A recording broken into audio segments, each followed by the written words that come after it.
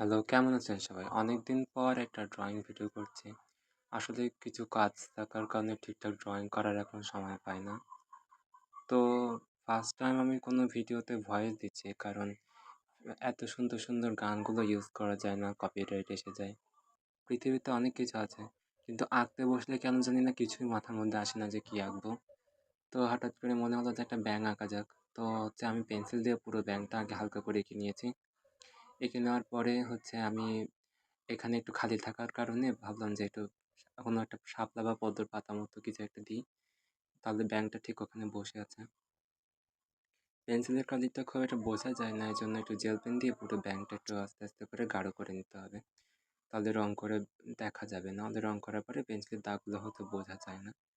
তো পুরো ব্যাঙ তারপরে হচ্ছে পাতা সবগুলো জেল পেন দিয়ে করে নেওয়ার পরে তো আমি সাইডে একটু একটু ঝোপালো কিছু একটা লম্বা লতার মতো কিছু গাছ দিয়ে নিলাম।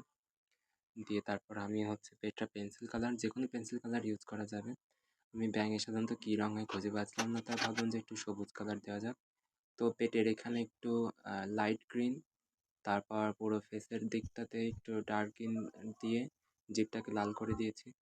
আসলে সবুজ ব্যাঙ আমি কখনো দেখিনি, কেউ দেখে থাকলে কমেন্ট করবেন। আর পরবর্তীতে কী ছবি আঁকা যায় সবাই একটু মতামত জানালে ভালো হয়, কারণ এত কিছু থাকতে আমি আঁকানোর সময় কিছুই মাথার মধ্যে আসে না, দুনিয়ার সব কিছু ভুলে যাই।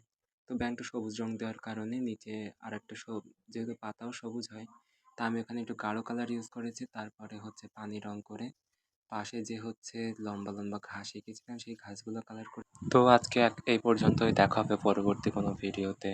আল্লাহ হাফেজ।